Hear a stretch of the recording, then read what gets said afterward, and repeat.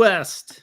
Mark, knowing Michigan well and some of the talent at Miami, will Miami's offense look more balanced or closer to what last year's offense was with Lashlee? Also, your thoughts, H1H.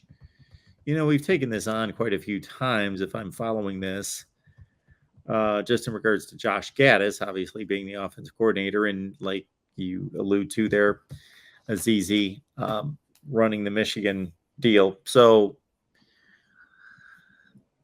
I see Mario Cristobal and Jim Harbaugh as having very similar philosophies and tenets to their offensive approach.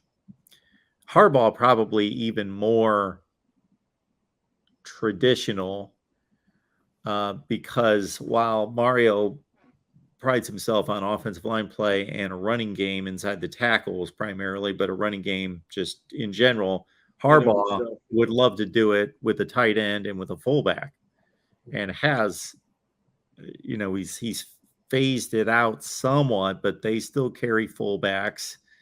And of course, up until last season, I think they were one of the only ones that still had full scholarship fullbacks. Yes. Like multiple, 2 or 3 on the roster.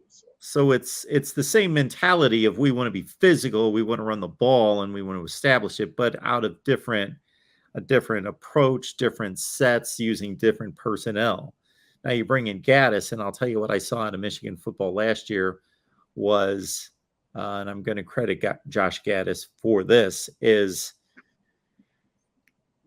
they ran plays that I haven't seen them run, which came off of that, having that Hassan Haskins run it 25 to 28 times a game. They used a lot of motion where you'll see the same play with a lot of window dressing around it, but it's just a dive up the middle.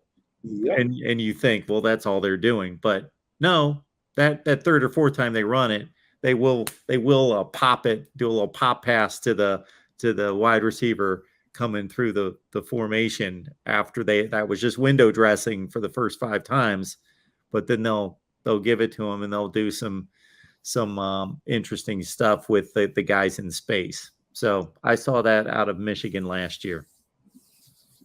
I think when you go off of Coach Josh Gattis, I mean, I root for Michigan in a couple games, mainly the Ohio game. Root for them big time in that. It's always a good day to see them lose. Why? Why are you rooting for Michigan? What do you mean? Why would you be rooting for Michigan in any game? Number 2, why root for them in that game?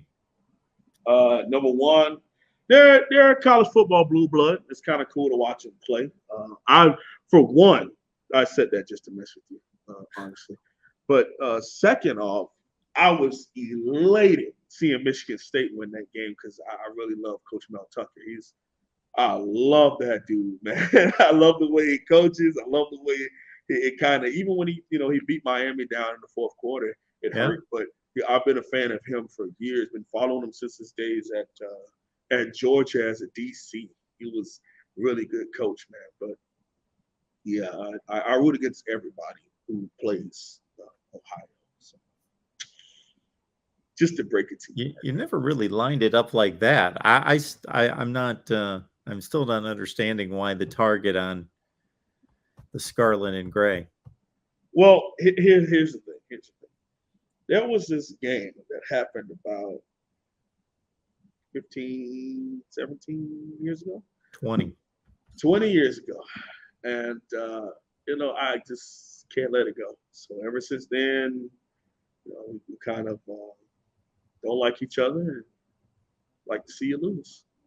Okay. I don't think Ohio State fans have any thoughts about Miami one way or the other. I'm just messing with you, but I don't care. Yeah. I didn't think so. I thought that's going to come up at some point. I thought you were going to read through that. I mean, we've been doing this for my years. Next thing, I was kind of on the border there for a while, and I was like, this is a new one. Man, Like, I mean, Chase Young. I've known Chase Young for years. He used to train at Fort Lauderdale. We used to have the same uh, trainer in wow, 2017 on nice, defensive line. I know Chase Young personally. Um, nice. my oldest brothers played against Joey Bosa. You know, when we were at American Senior High School, and he was at uh, St. Thomas Aquinas. So, and Larry Johnson is the best defensive line coach in college football. Something I strive to be. Why would I not want to watch him and his team? So, nah, man, I just wanted to mess with you when it came to that. I When was it came to wondering the where that came Michigan, from. you Because my just next saw the line look was going on to your be, they face. didn't officiate the game. They didn't have anything to do with it. That was going to be my next line. Yeah, I know. Nah, man. But we a bunch of Miami fans still hold that Oh against them. yeah, I for a long time did, but I realized that I was um, using energy that no one cared about. It doesn't bother them no mind if I like them or hate them. One, two, I'm taking away a good brand of football to sit down and appreciate what I'm watching and hope that Miami plays that way eventually one day. But again, the position I played and the position that that really jumps off the screen is defensive line. So I couldn't hate them because they put out what I would love to be doing is an edge rush factory. They just roll them out. But anywho, the Michigan thing. Coach Josh Gattis at Michigan, I believe, was not. I don't want to use that term because that could be derogatory by nature. I'll say this: he was hampered by what Coach Harbaugh wanted done. Okay. And at the end of the day, he produced him and gave him the best offensive line in college football.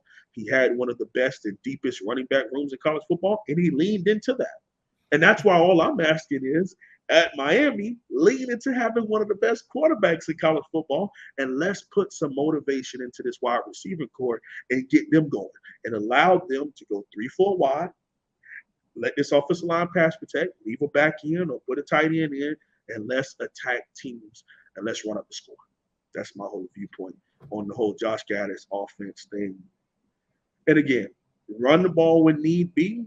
Hell, run the ball at will.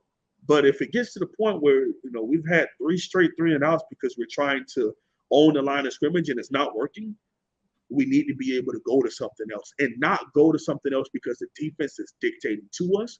We need to be able to do either or on any down. Okay. If it's 1st and 10, we should still be able to throw a deep comeback and a bomb, just like we can if it's 3rd and 18 and we're passing the ball. You have to be able to allow yourself to dictate to the other team. Now, we've stopped the run, so now they have to pass the ball. We lead right into their hands and throw an interception because they knew where we wanted to go with the football. We have to be able to, on any given down, call whatever play. Now, it's going to take time to get to that point, but that's what you strive for.